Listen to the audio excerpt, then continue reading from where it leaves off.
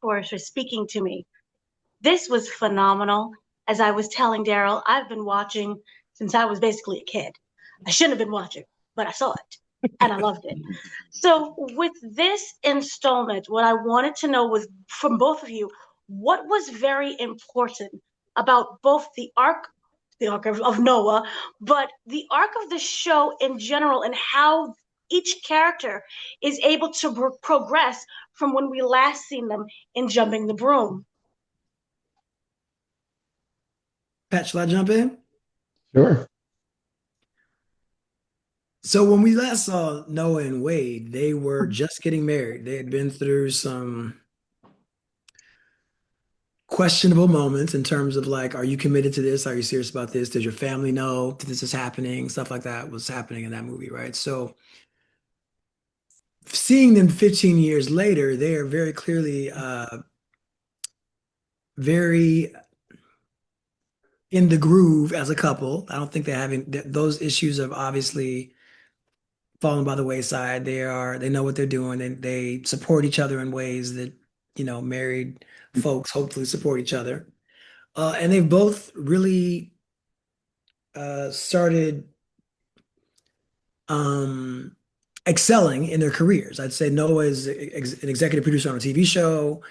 Wade is up for VP at the record label he works for. So I feel like everybody's kind of in their groove. And at this point, they're introducing some new elements to the relationship, and that would be these twins that are on the way. And I think anybody who's had kids or has been around people who have kids knows that kids change everything. And so this is sort of the beginning of their journey into fatherhood. And for you, Patrick, what was it the essential kind of qualities for all of the characters really that brings into for this movie, and the journey from when we've seen them all the way from season one, episode one, to Jumping of the Broom, to there was the Corona episode, everybody on the Zoom.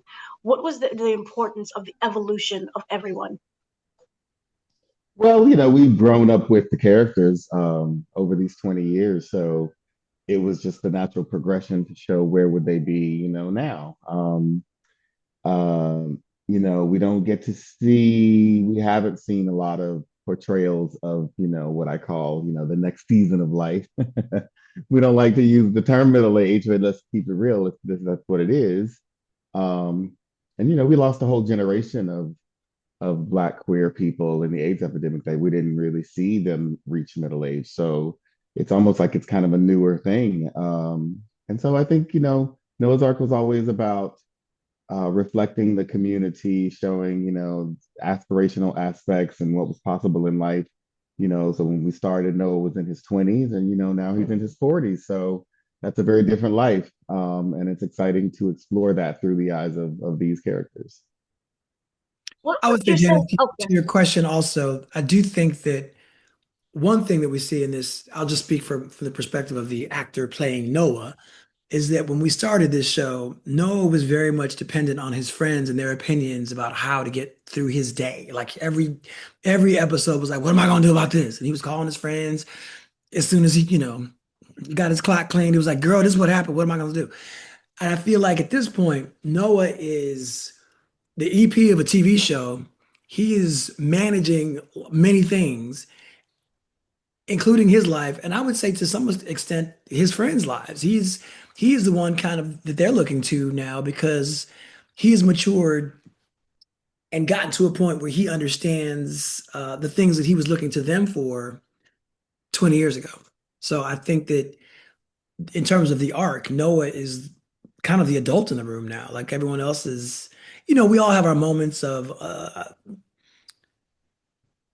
I would say, misunderstandings or dropping the ball in terms of how we handle things. And I think that everyone has those moments, but Noah in this film, I feel like is really sort of helping people get over those hurdles, including his own hurdle of what am I going to do with these babies when I have a career defining moment ahead of me? what I love also is there is this work life balance as well as marriage. You have to compromise. And when do you think that switch became more about we instead of me, and possibly willing to give up a really great deal for his career? So much life has happened off screen for this couple.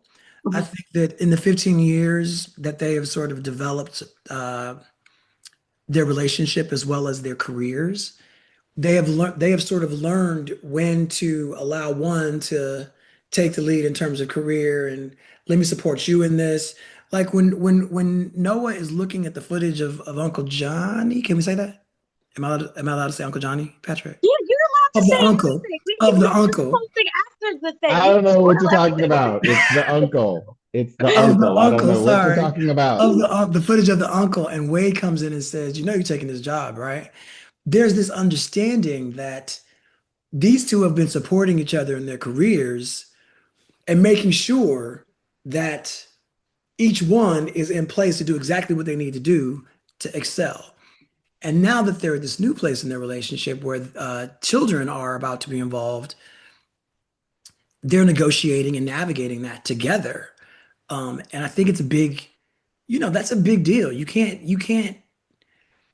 have one person driving when there's two people in the front seat. You gotta make sure both folks are helping to navigate and get through this together. And I think that that's a sign of the success of their relationship is that they are navigating this as a couple and not just, okay, you said you're gonna do this, so you do this, and I'm gonna do this. What I found really interesting about the character that I wanted to ask both of you about. Fatherhood comes before the twins. We see when it comes to the record artist, the rapper, Mhm. and also you having your niece coming in to live with you essentially. So was it always the plan of kind of, I don't want to say testing out fatherhood for him, but for him to kind of show that he is a father through these two individuals and his responsibility with them? Well, I think it's just, the circumstance, the happenstance of life that as they're preparing for fatherhood, they end up housing these two teens. So it's like the universe is giving them a primer. They're raising, you know, caring for fake robot babies as a test, but then life gives them the real test in the form of these two um, very opinionated, unruly teenagers. So it's just a nice little precursor of what they may have to look forward to as parents. And for you, do you feel that that was the ultimate test to kind of prove that, we could take care of these twins? Or was that never really his thought process in general? Because he came to the jail when he didn't have to. Well, yeah, I think what it helps us learn is that Noah is, Rodney or Alex calls Noah Johnny come lately to parenthood. And I can attest that when I was just an uncle, I had all these ideas about how to raise kids. They weren't living in my house. So it was my opinions were limited to I'm interacting with you for these 4 hours. You should be doing this and you should be handling this way. And why are you talking to him like that? But when you have them living in your house, it's a very different conversation. It's a very different reality. And I think that it's a great opportunity for Noah and Wade to sort of learn about their strengths and their weaknesses as parents to have these two teenagers thrust into their environment at the same time. I think, the fact that they're expecting twins and two kids show up, I think is also um, intentional, right? Like it's not just Olivia's organic need for organic chicken, and it's not just Two Tones issues with the law. Like we're dealing with both of these kids at the same time, and it's I have one child, and I can tell you if there were two here, I would not be ready for this call. I am frazzled all the time with the one. So with two, it's a totally different game. I've seen that. I've seen that borne out in parents around me. So I think it's a really great, it speaks to the writing of this piece that they were given this opportunity to learn parenthood before it's actually in their, living before the kids are actually living in their house. Their kids are living in their house. So for Patrick, there are so many different themes with this movie. What I wanted to know is there's a lot of open-ended stuff. We have parenthood, we have death after kind of a breakup, and then just sadness with that. There is also the theme of this cancer and what happens when you really need your friends during that time of need. Was it always written? Because a lot of people have felt like this can be a revival of the series. So was that open-ended intentional for that possibility? Um, Not really. I mean, I think the we certainly would like the show to be rebooted. We're hoping and gunning for a series reboot. I think though there is just a general feeling that these characters, we're not done with these characters, so it didn't feel like we needed to sort of tie everything up into a bow. It felt like at some point, I don't know in what form, but there will be more Noah's Ark one way or another. So I think it just was a natural conclusion not to conclude, if it were, as you were. One of the things that took everyone by surprise is the death of the character. And so what I wanted to know is why? I like cried for like an hour. How do you feel that, this opens up a lot more storyline for that? But when was the moment that you realized that this is the way that has to go for that natural progression? And have you heard fan feedback from just the tears alone? I mean, I think people were surprised for sure. Really, it was just about thinking again about what kind of things do you go through as you get older. And one of the things we deal with is mortality, whether it's family members, parents. A lot of my friends are dealing with aging parents. So it's something that does happen. You hear about it all the time. I hear about people I went to high school with now dying, or people who are younger than I am. An ex-boyfriend of mine passed away recently unexpectedly. He was in his 40s. So it's just the reality. And when considering storylines, it felt like okay, this could be an interesting way to go with Chance, and to see what does it look like to have to start over after losing the love of your life. So, um, and Doug did a wonderful job, playing that storyline. Kind of for both of you, what I wanted to know is what is the one thing that you love that remained consistent about whether it's the character or the friend group or even just Noah's Ark as a whole? For me, it's the fearlessness of the series. Like it's really it. The beautiful thing about this series is that nobody has ever apologized for being who they are, and we have really, in my opinion, been a beacon to folks who have been taught, either in church or by, in the barbershop, whatever, that something is wrong with them. And these characters know there's nothing wrong with them beyond my husband died, or I'm having a health scare right now, and I need my friends to support me.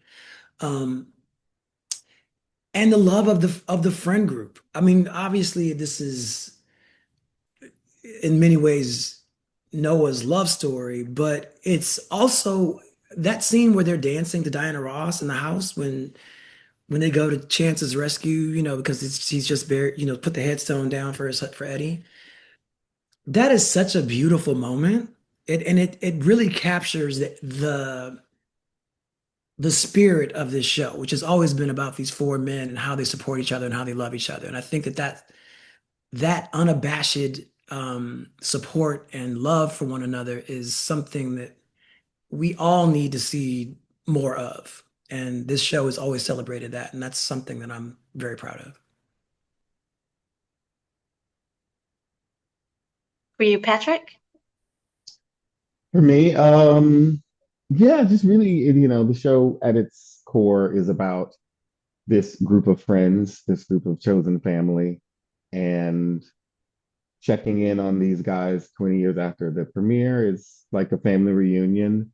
a high school reunion, you know. So it just felt like family coming back together, and I think that's what we feel when we see these characters. You know, there's a moment in the film, one of my favorite moments, right before the, you know, in the Diana Ross moment is, you know, just the friends sitting around the couch.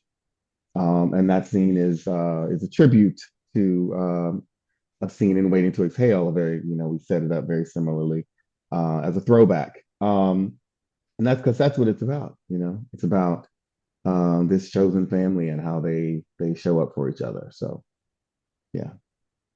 Thank you both so much for speaking to me. As I was telling Darryl, I've watched it since I was a kid. So this means so much to me. And I went through revival, reboot, everything. So thank you. Thank you Thank you, so Danny. much. Thank you. Thank you. All right. All right.